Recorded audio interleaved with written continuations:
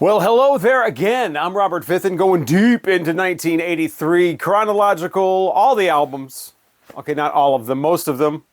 Reviewing them, rating them, and just talking about some of my favorites and least favorites, ones that I've discovered, ones that I've known for years and decades and whatever. And let's get right to May 16th, 1983, because that's where we are, and that's when Iron Maiden released the album called Peace of Mind, their fourth album. And this is the first four are the ones that I really like from Iron Maiden, especially the first three, but this one's pretty good too. Peace of Mind, it's got the Trooper on it. It's got that one. That's my favorite on. I think that's a lot of people's favorite on here. With the killer guitar. Yeah, just a lot of guitar riffs and melodies just all over this album. This is like the perfect mix of hard rock and metal with the music, and it's incredible. The production on this is a little boxy, though. I've always thought that. And it's not just the pressing. This is an original, by the way, but it's not just that. I have it on, CD. I've heard different songs on compilations or whatever, and they always sound the same. They always have that kind of boxy, kind of compressed sound. But cannot go wrong with the guitar riffs, the guitar melodies. The playing in this is just great. Now, the vocals, I've never been a huge fan of Bruce Dickinson's vocals. I think they're okay. They're tolerable. It's the kind of thing you put up with because of the music. And some of the lyrics, of course, they're kind of hokey. I think Quest for Fire is probably my least favorite on here just because it's one of those things where, okay, they just got done watching the movie Quest for Fire, or the writer did. These are all written by different people. It's not all just Dave. But, yeah, they just got done watching Quest for Fire, and I'm going to write a song about it. Oh, I just got done watching Die With Your Boots On. We're going to write a song about it. Oh, I just got done watching Dune. That inspired me to write this song. Oh, I just read this book. I've said this before. Like I said this when I was doing my 90s thing, and I reviewed the Fear of the Dark album. It's always great to listen to Iron Maiden albums and, kind of like pick out, oh, well, they were probably they just read that book. Okay, well, they just read that book. Obviously, they just saw that movie. And this, no exception. But yeah, just killer, just rock and roll, basically, all the way through this. It's not so much like thrash or speed metal or really intense, like over the, just like, it's just great rock and roll, really, when you get down to it. It's his singing and the being literary and the, Quest for Fire, it's that kind of thing that makes it sound metal. It's that kind of, the warrior god of the, in the land of time, that type. That's where the metal is. But the music is just great hard rock. And songs on here like the very last one, To Tame a Land, which is, I think, the Dune reference. 7 minutes long, absolutely killer. I already mentioned to die, if you're going to die with your boots on. That's excellent as well. You've got Revelations in here too with you got the backward message. Don't forget to ruin your stylus by playing that backwards. I think all it says is something about don't meddle in things you don't understand, and then somebody belches. But, yeah, Iron Maiden, Peace of Mind. The 5 stars.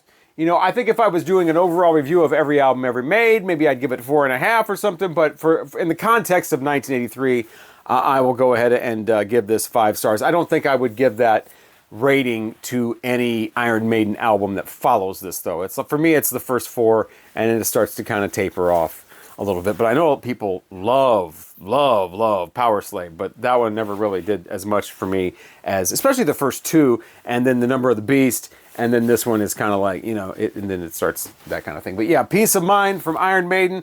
I said this was an original. It's actually I still have the merchandise form is still in here. Where you can buy your Iron Maiden merchandise. There's quite a bit to choose from there.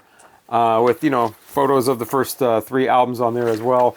And this is still in excellent condition. And if I'm going to throw on Peace of Mind, I'm probably going to throw this on as opposed to the CD. And keeping it rockin', it's time to talk about another album released in early May 1983, and this one is from the band Magnum. Now, they are not to be confused with the 70s R&B group Magnum. This is a totally different band. These guys are from Birmingham, England, and they are not so much a heavy metal band, and you would think from the cover art that they would be some sort of progressive rock band with the wizard up here and putting his hand out and, you know, where are we going, children, or whatever's going on that cover. But the album is called The 11th Hour. It's, I think, their 5th album. And it's not progressive rock. It's pretty straightforward, steady rock music. A little harder rock, but, you know, it's not quite metal. But the drum patterns in this are just steady. You know, a lot of it just a steady beat, very elementary. You know, they're not trying for any kind of crazy rush kind of drumming. They don't do, you know, intricate time signature changes and chord changes that are, you know, unique and whatever. They're not all over the place musically. It's pretty much a straight ahead rock kind of thing. They do have a few songs with a little bit of orchestration in them. And, you know, some of that 80s synth creeps in there every once in a while. But pretty much it's a straight ahead rock and roll. Some of the lyrics get a little wizardry and little futuristic children come to the whatever. But mostly, I mean, especially songs like Hit and Run, you know, about halfway through the album. That sounds more like Foreigner. It's a decent Foreigner song. This sounds like a Foreigner song. Another track on here called The Great Disaster. That's probably one of my favorites. It's just straight ahead rock music. Some of the background vocals sound a little bit like Queen. In their background, you know, they're supporting vocals. Not Freddie Mercury, but there's no Freddie Mercury on here. Don't get me wrong on that.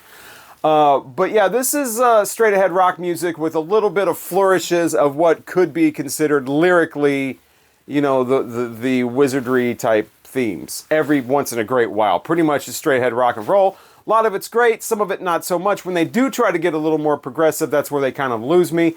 So overall, I'm going to give this 3 stars. But this is a band that was not popular in the United States at all. In fact, this particular release was not even released in the US, so it's another one of those, not necessarily British invasion, because they didn't invade, they just stayed in the UK. But you would have to know what this is in order to, you know, kind of seek this out and get this back in 1983 if you were in the United States. But I'm glad I did. I enjoyed it, a lot of it. It's a solid 3-star album, and it is Magnum and their album, The 11th Hour. I am not really that familiar at all with the band Barklay James Harvest. I know that they're a band that's been around and making records since at least the late 60s. Did a lot of 70s stuff, and here we are now in 1983, and they have an album called Ring of Changes. Now, this didn't even have a U.S.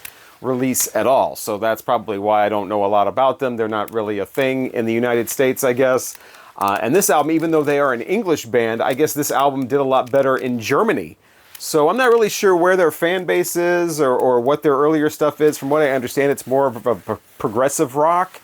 The 70s stuff, they were called a poor man's version of a Moody Blues. And they even have a song apparently called Poor Man's Moody Blues. So they're all about it. And I like the Moody Blues, so I like this. I didn't know what I would think of this. This is not progressive rock. This is more of like a light, kind of breezy pop sound with some orchestration in there. Vocals that are kind of up here, but very pleasant.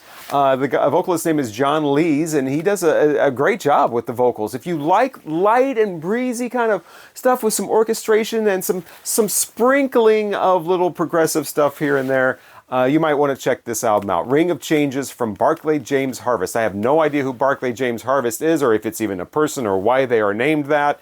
But yeah, that's what they're called. And so I might want to check out some of their earlier stuff, but I really liked a lot of this. The first 2 songs, especially when it comes on with the song 50s Child, you have this kind of orchestra kind of setup going on that, you know, sets you up for about a minute, and then it breaks into the song with this nice little doo, doo, throughout. And like I said, these breezy, sort of a little bit higher register vocals that are just very pleasant, and you just, oh, that's so a breath of fresh air. The next one is called Looking from the Outside, very similar. It doesn't have the though, but a lot of these songs are very catchy, like instantly catchy. I think if these guys would have been promoted correctly, they could have had some hit singles. Maybe they did in Germany or the UK, but they certainly didn't in the US, but very catchy, very melodic, very catchy. They've got a song on here called Midnight Drug with some nice little effects on it. That's at the end of side 1, and how can you lose with a title like Midnight Drug? But yeah, overall, a very pleasant listen. I didn't fall in love with like side 2 as much, but I'm going to give this, I'll give this 3 stars. It's not usually my type of thing. Like I said, very light, very breezy. But if that's what you're into, I think you definitely need to check out Ring of Changes from Barklay James Harvest. But it did interest me enough, especially those first two songs, to make me kind of want to investigate some of their other stuff and see what they're all about. Also in May, Peter Tosh released the album Mama Africa, and this is delightful. This is some reggae, of course, it's Peter Tosh, but there's a little bit of sprinkling, a little bit of seasoning of some African flavoring in there as well. The very first song is the title track, Mama Africa, all about, being taken away from Africa, and, he loves the continent, and he's all about it, and... yeah, it's a delightful song. Great way to start this off. It's the sound of this is not necessarily early 80s with like, synthetic kind of sounds or whatever, but it does have that sort of 80s compressed production. There's some low bass on here, but it's not that kind of earthy 70s kind of reggae sound. So it does have a little bit of again, 80s flavoring in there, African flavoring in there. So keeping things interesting, basically. Glass Houses is next, very long track, but so is Mama Africa, but they seem to just kind of breeze by. This is a really nice listen on a sunny day or whatever, even though the lyric content is not exactly light and fluffy. There's some really heavy themes going on here. But that's the great mix of reggae when you've got this sort of sunshine music, feel-good music with these really heavy political themes going on lyrically. It's a great contrast, and it really works well on this album. Don't throw stones in glass houses. He uses that cliche quite a bit. I mean, a lot of stuff is kind of repetitive on that track, but decent enough anyway. So great album so far. And it continues in that vein as well. I'm not necessarily going to go track by track on here, just a few that stand out, like Peace Treaty. Everybody that signed the Peace Treaty is now resting in the cemetery. So don't trust peace treaties is basically the theme behind that one. When you signed the Peace Treaty, I told you it wouldn't worky. It's like, okay. So I guess it is kind of, heavy themes, but kind of treated with a little bit of, kind of fun, I guess. It wouldn't worky. I told you it wouldn't worky. Yeah, you also have a cover of Stop That Train. He does another version of that that's pretty good. Also, Johnny Be Good. And as soon as I saw the tracks for this, I'm like, oh man, come on. There's a Johnny Be Good cover on here, done reggae style, But it actually works. He's not a country boy in the song. He is a Jamaican boy. Never learned to read or write so well, but could play guitar like ringing a bell, go, Johnny, go. But it does it obviously in his own style. It still works. It's not a highlight on the album, but it's not as eye-rolling as you might think it would be. So decent tracks on here throughout, a great album throughout. I will give Mama Africa from Peter Tosh 5 stars. I love a lot of the lyrics on here. Like I said, it is somewhat repetitious in certain parts, and there is, the cliches like don't throw stones in glass houses. But this was a real surprise. I mean, I like Peter Tosh's music. From what I understand, he wasn't that great of a person to be around all the time, but had a lot to say, knew how to get the message out, and didn't let the music just kind of hang out there. The music is actually focused on as well. So 5 stars for Mama Africa from Peter Tosh. I have heard a few Peter Tosh albums, not all of them, but this one stands out head and shoulders above a lot of them. So in doing this deep dive into 1983 and listening to all of these albums, there are certain ones that sort of stand out that don't sound like the rest of the pack at all. In fact, if you listen to them, you probably wouldn't be able to pinpoint exactly what year these are from. And the second album from the Australian band, the Go-Betweens, is like that. The album is called Before Hollywood. The Go-Betweens are from Brisbane, and this is their second album, and I was not familiar with them at all. I'd heard the name The Go-Betweens. I might have heard a few of their songs when I was doing that 3-part Australian music series a couple of years ago on YouTube. Check that out if you're into Australian music or want to know more about it from an American's perspective. But yeah, this was definitely a different sound. It has a modern sound. I think if young people that are into the stuff that's out now that's being called indie rock, I think they would like this. I think if you know someone like that, or if you are someone like that, you might want to check out the Go-Betweens Before Hollywood. Definitely a different sound for 1983. There is no heavy keyboard action. There's definitely no gated drum sound. None of that. No squealy guitar. Like I'd said before, Australian music seems to be aside from the trends that were happening in the US and the UK at the time. They had their own thing going on, and this is definitely a good example of that. These guys have a style that is very unconventional as far as time signatures. It's definitely not this dance floor type music. It could be, like I said, described as what is called, a lot of the time as indie rock. They definitely have their own way of doing things. It's very fresh and, like I said, sounds modern, actually. And you listen to this, it's like, wow, this is 1983. This was out at the same time as all that, synth pop and whatever. So, yeah, it's great. It was great to hear this and kind of take a break from all of the trendy kind of stuff going on. The first song on here really sets the tone. It's called A Bad Debt Follows You. And if you like that, you'll probably like the rest of the album. They sing along with the notes on the music in unison, so it kind of has that kind of a different thing going on. And a lot of the songs, like I said, unconventional time signatures, but melodies that kind of creep up on you. They're not extremely obvious. It might take a couple of listens to exactly figure out what's going on in some of the songs, but when they finally open up and unlock, it is very interesting. Cattle and Cane was the big single off of this, from what I understand. Of course, that never got played in the United States on the radio and never got played on video shows. I'd never really known about these guys before this. And that really stands out as kind of a peak track. There are ballads on here. There is mid-tempo stuff here. And you wait all the way to the end for the final track called The Way, to get something that kind of lets you back into the land of normality, with just a basic time signature, basic straight ahead pop tune. So they let you back down at the end. But most of this is great.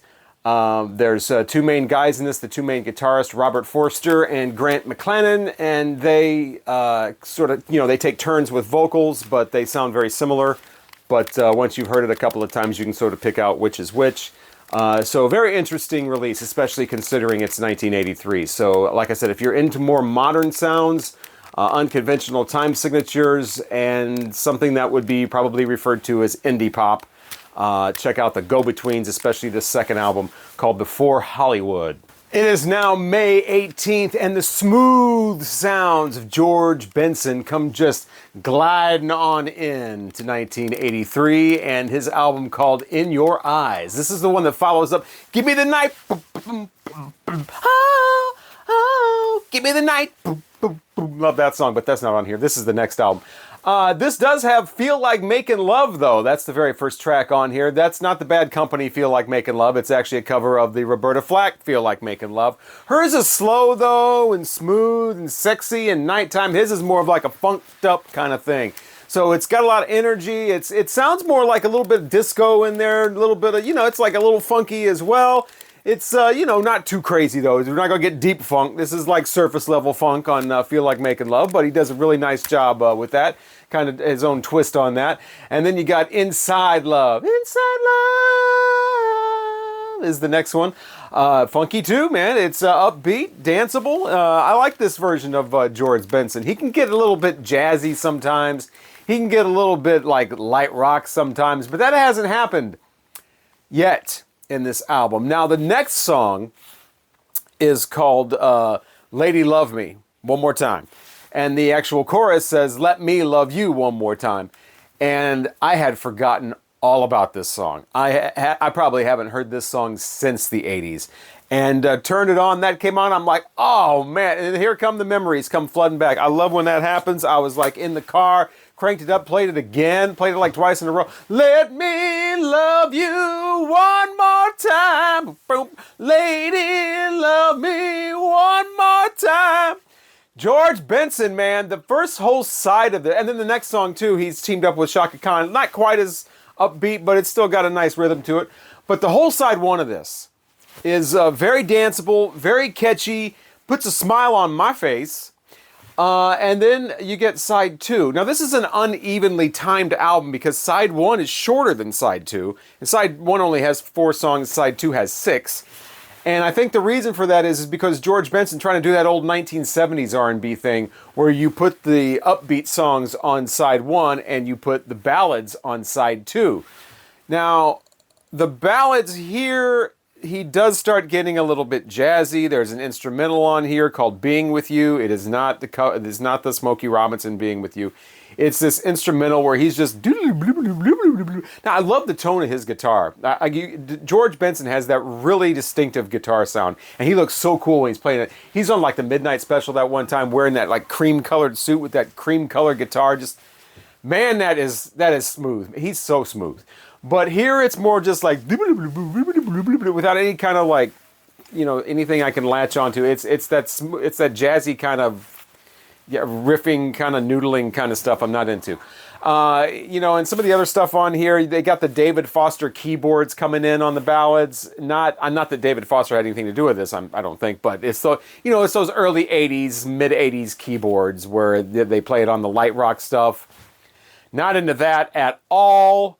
The last song on here is another instrumental. It's a little better than the 2 songs before it, called "In Search of a Dream," and it's mellow, kind of funk, kind of, it's got that bounce, bass every once in a while. But just stick with side 1, basically, is what I'm saying. I'm going to give this 3 stars. If they would have matched side 2 with side 1, and it would have kept up that really up-tempo, feel-good kind of, let me love you one more time, I would have probably given it 4 stars, or maybe 5.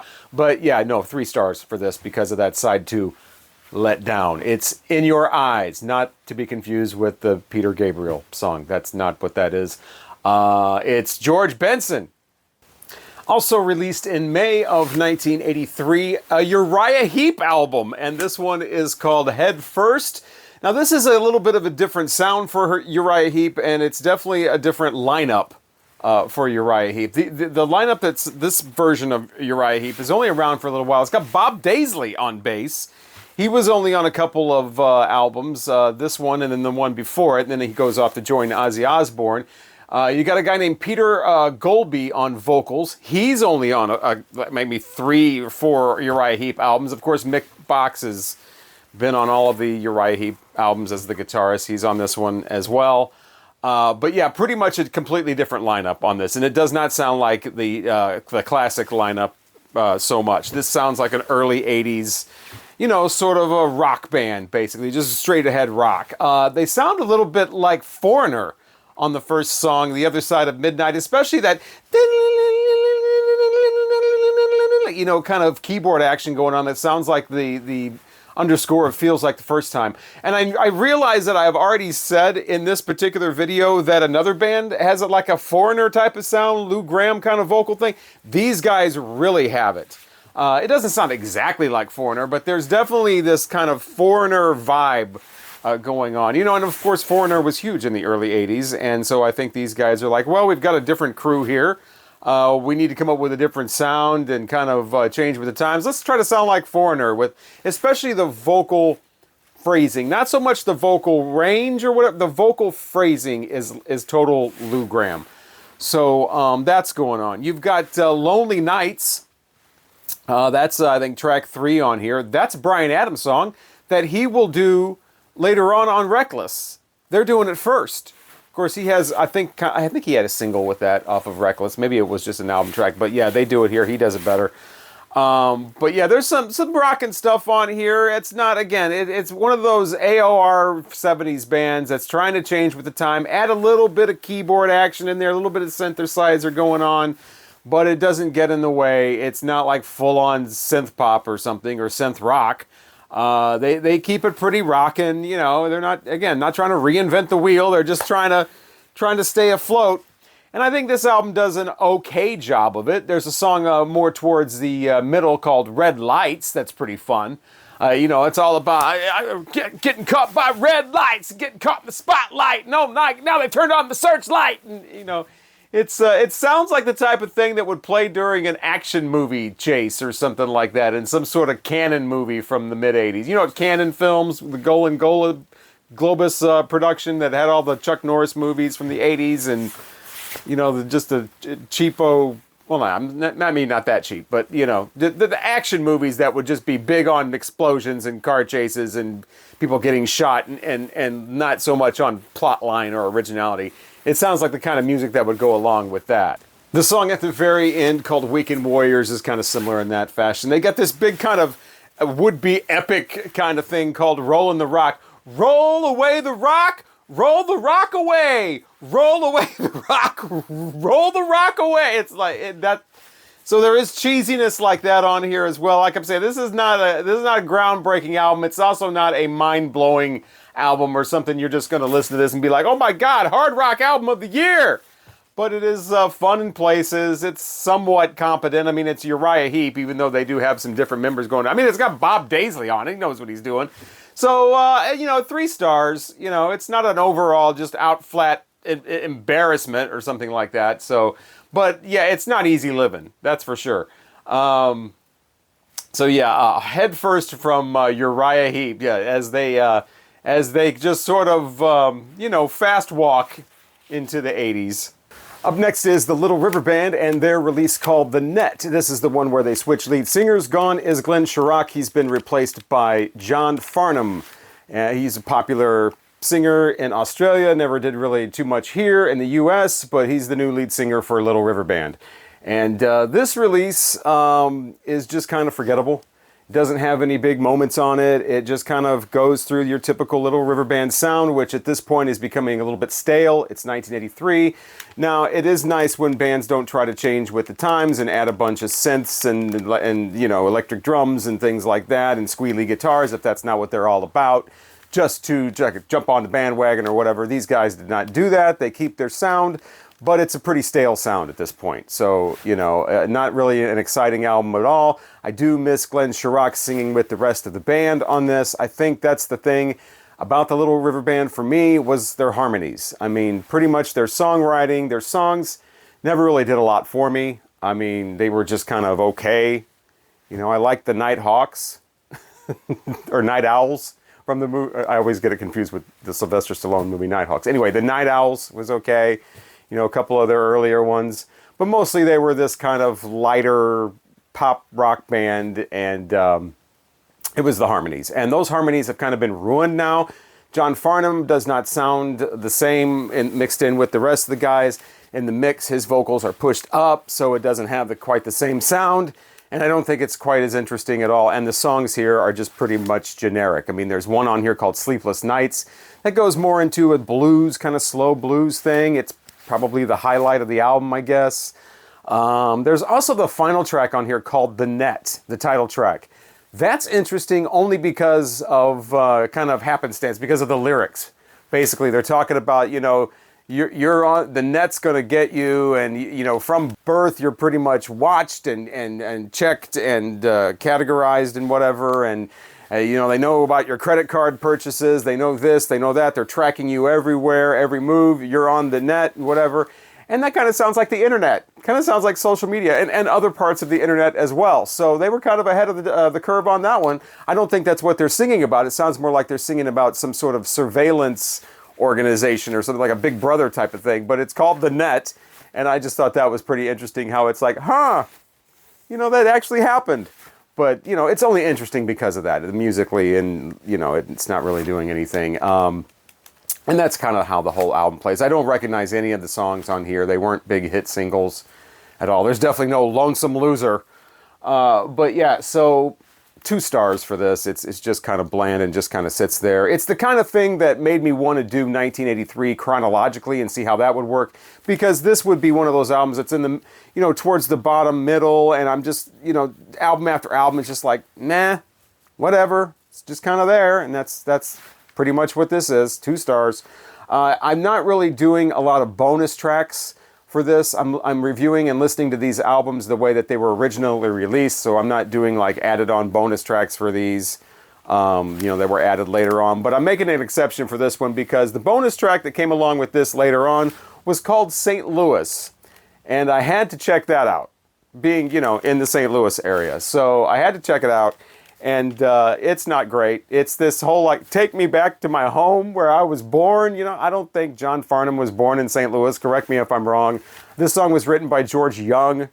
And And so he's, you know, the guy, you know, Angus Young and Malcolm Young's brother, and they had the whole Australian 60s thing going on. And I mean, he may have done this with one of his bands, I don't know. But show me the way to St. Louis, show me, because it's in Missouri, the show me state, I guess. Show me the way. It sounds like something that the St. Louis Tourism Board would have opted somebody to write in the early 80s for like a campaign for tourism or something. It's really hokey and just not great, but I had to check it out, so that's the bonus track. But anyway, the rest of the album's bland and forgettable and worthy of 2 stars, because at least it's professionally recorded and competently played. The Little River Band and The Net.